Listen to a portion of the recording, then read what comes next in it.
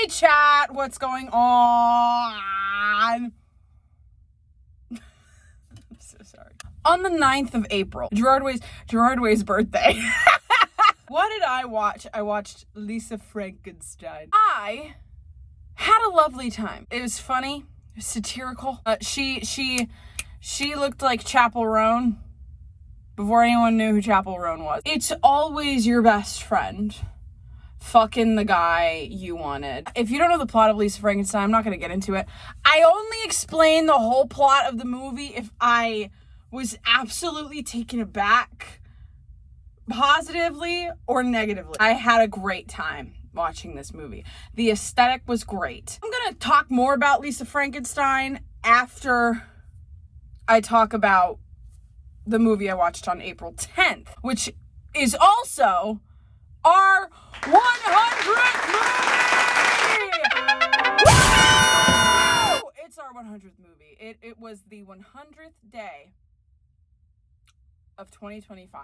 I watched Lisa Frankenstein and I saw that people were talking about how both of these films are kind of the same genre. And so I watched Your Monster. I really liked the aesthetic of Your Monster. For Your Monster, I am going to lay out the movie in the shortest way possible. Girl dates guy for 5 years. He is a composer. They write a musical together. Musical gets picked up by Broadway. He tells her he wants her to play the lead role. She gets cancer. He breaks up with her. He says, there's no time for me to live my life while you're dying or whatever. He's breaking down over it and she still loves him. But she moves back in with her mom. Her friend that doesn't do shit for her, picks her up from the hospital and takes her home. She never listens to a single word coming out of this girl's mouth. All she does is talk about herself. Her friend is also an actress. She informs her that her ex-boyfriend is holding auditions for the role he said she would have. Moves back into her mom's house, and she is greeted by the monster that was living under her bed when she was a child. And he's all grown up now too. She goes and auditions. Apparently there's like some big budget name auditioning for the same role. She gets it. But our main character, she gets the understudy role for a role that is based off of her. And she thinks that her ex-boyfriend, who is the director, and the lead, who is the big budget actress, are fucking. So, her monster starts helping her get back at this guy. They want to scare him, whatever. They go to this like New Year's Eve party, I think. It's some holiday party. And she sees her ex-boyfriend go off somewhere with someone in costume. It's a costume party. And she assumes it is the lead. One day in rehearsal, he is getting on the lead's case. And Melissa Barrera is like, get off her dick, bro. Ex-boyfriend, they get into this huge fight and she goes in on his ass, bro. He calls her into his office a few days later. She finally pours herself. Oh my God. Also, Melissa Barrera and the monster, they end up fucking. They end up falling in love with each other, okay? Okay, very important. Anyway, called into his office, and she's like, why did you fall out of love with me? And then they have hate sex. Mind you, this is like a month after her and the monster have started doing stuff, and you fucked him. You fucked your ex-boyfriend who left you because you have cancer. Girl, stand the fuck up. God, I hate nothing more than in a movie when everything is going fine and then one of them cheats. Oh my God, it's so dumb. It's so dumb. And then after he fucks her, he fires her from the show. What a dick. Long story short, the monster ends up forgiving her and he ends up killing him. I also didn't like that. He comes out and kills this guy for her during the performance. Because her and the lead actress, they plot something and she lets her go on, whatever, even after she got fired. Kills him. Kills the director on stage in front of everybody. And everybody's like, is this a part of the show? And then the movie ends. And that's another problem I have with a movie. If a movie is satirical, I can pick up on it. I can. But this movie I get it, he's a monster, but it was never said that he killed people. Sometimes I think these people don't think about the real life consequences when they're writing a story. And I know he's a monster, how real can it be? But literally everything else is just real world, real life bullshit. Like in Lisa Frankenstein, they were killing people without a thought in their head, but she had an escape route. She was like, I'm gonna lose my virginity and I'm gonna kill myself. It's like, you gotta have an escape route, bro. You just found love, like real true love, and he just killed for you. How the fuck are you gonna get? I hate it. I hate that. On the 11th, I watched Equals, starring Nicholas Hoult and Kristen Stewart. Nicholas Hoult is really dominating my watch list. It's basically The Giver, in that it is dystopian and the population is controlled in a way, but it's basically having and showing emotions is the equivalent of having like a contagious cancer. Nicholas Hoult and Kristen Stewart fall in love. They both have, it's called SOS. They both have SOS. She doesn't tell anybody, he does. He's going through treatment, but he loves her. Then she gets summoned for conception, which is a thing that happens in the movie. And they find out she's pregnant, which means she has had sexual relations and she is sentenced to death. Some things happen, somebody else kills himself, and then Kristen Stewart and that someone else switch their identities, and she goes and runs after Nicholas Hoult, but Nicholas Hoult thinks she's dead. So he gets the treatment to cure his SOS so he doesn't have to live with emotions anymore. And then he sees her and he goes, it'll activate in like 5 hours. And then he wakes up and he goes, I remember loving you, but I don't remember how it felt.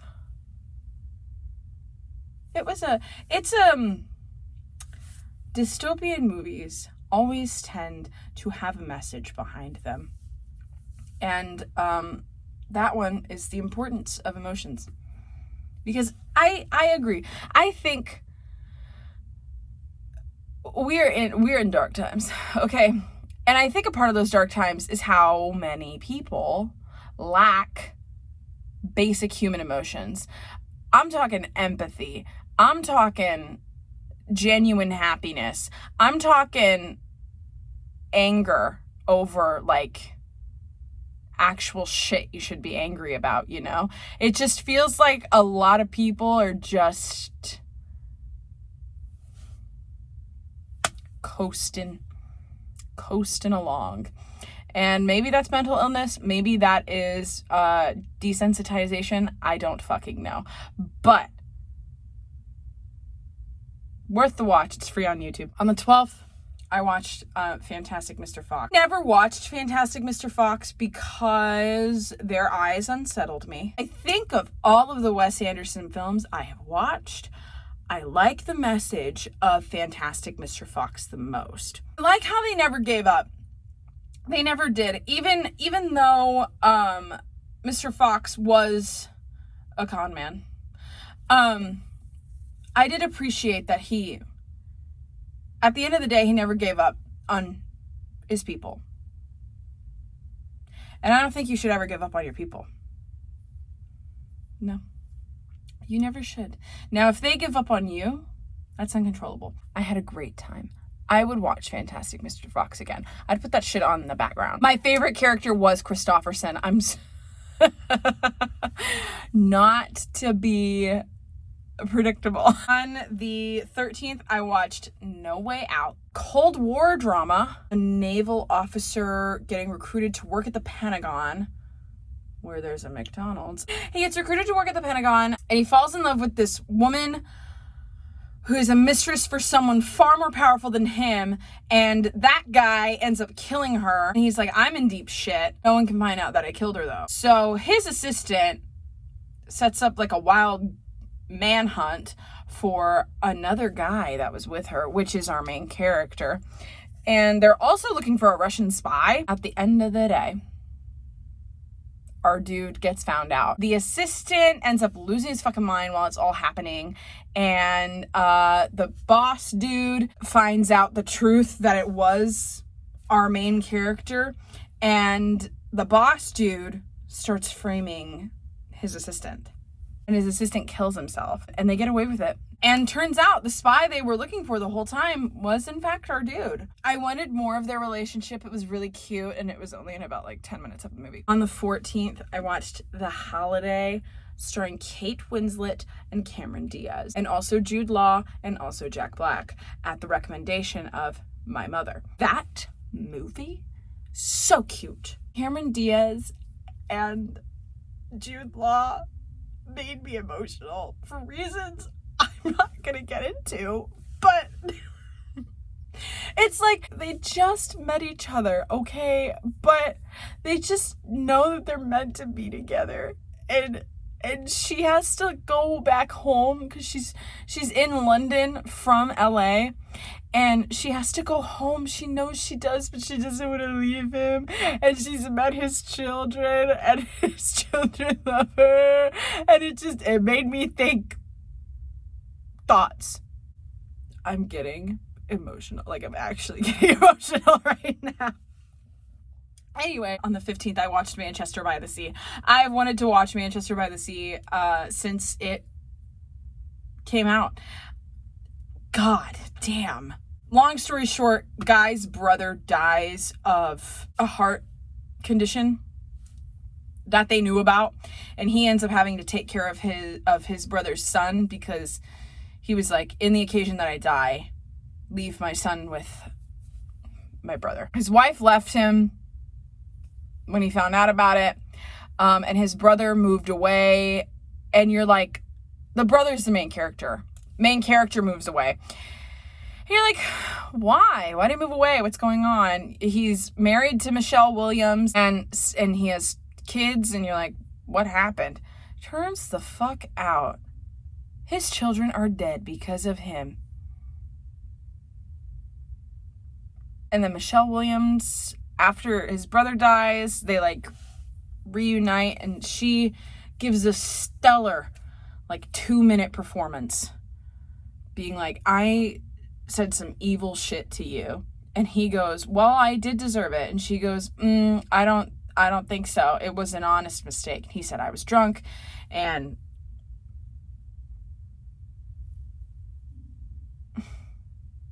if you want to watch a really fucking sad movie, watch Manchester by the Sea. It's probably the realest movie I have watched this whole year. I don't think I've seen a movie so raw and so 100% completely realistic this whole time. And no one in this movie is perfect. No one is completely good, and no one is completely bad. And no one in the movie thinks anybody else in the movie is completely good or completely bad. Am I making sense? Am I making sense right now? I hope so. Great. That's my movies. My albums. On the 9th, I listened to Infections of a Different Kind by Aurora. And on the 10th, I listened to A Different Kind of Human by Aurora. And what I got from it was she's talking about love and loss of trust, and loss of her bodily autonomy, and then coming back from it.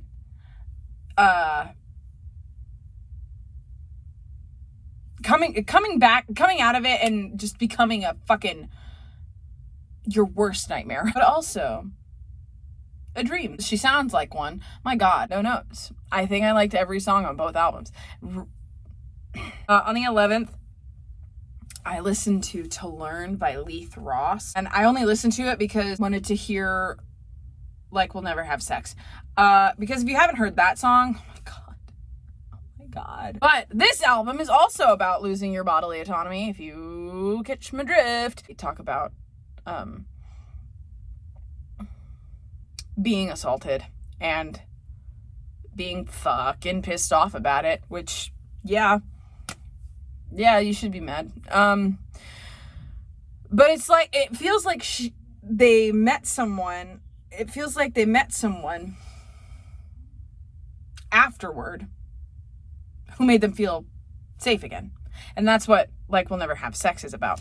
Did I like the album? Not really. It's not my kind of vibe. As a whole, I didn't really care. There is one song on here that's that's fucking angry, and I don't remember what it's called. On the 12th, I counted the Fantastic Mr. Fox soundtrack as what I listened to, because they're fully composed for the movie, which I don't know his name, but the same person composes for all of Wes Anderson's films. Once you find what works for you, stick to it. And you can tell that Wes Anderson certainly sticks to it. I'm not complaining about it. The 13th, I listened to Older and Wiser by Lizzie McAlpine. I've never listened to Lizzie McAlpine. Older and Wiser is a deluxe edition of a different album called Older. And it just struck me that Lizzie McAlpine is produced by Jack Antonoff. Listen, the album was good. Here's the thing. I know a lot of people don't like new Taylor Swift because she is being produced by Jack Antonoff. I know that. But from what I've heard, because I don't listen to Taylor Swift, I'm so sorry. What I've heard is her lyrics are, and then, this is my opinion, and her compositions are good, though. I like her compositions. Even now, I like them. And I liked Lizzie McAlpine's compositions, but I also liked Lizzie McAlpine's lyrics. So maybe he's not the common denominator, you know what I'm saying? There was the song was like, he's under me, but I'm thinking of you. I don't know.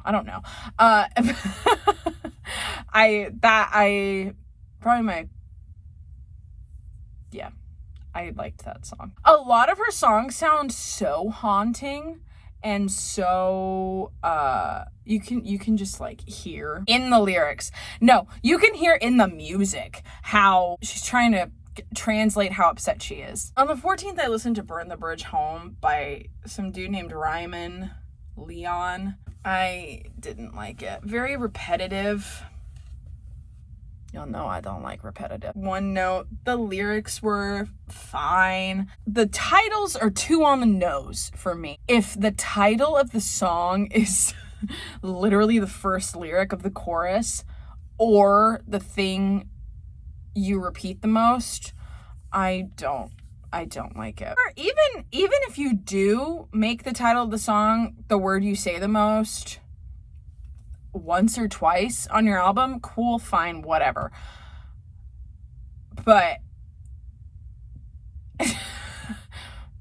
every song I'm like, please, can we get a grip? Like, possibly. It's not the only reason I didn't like it, but it's up there. On the 15th, Watching Manchester by the Sea, they have a really lovely song in it, and I forgot what it's called. It's by the Ink Spots. The Ink Spots are also the people who sang I Don't Want to Set the World on Fire. Yes, I know, it's a poem. The album I ended up listening to was called The Anthology, so I assume it was like their biggest hits or whatever. The lead singer sounds great. That man can sing, okay?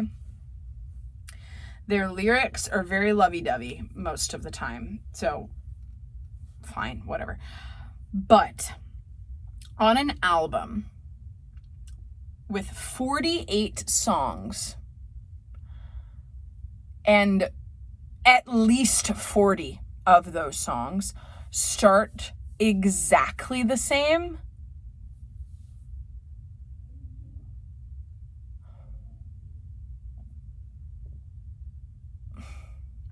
you know how I Don't Want to Set the World on Fire start?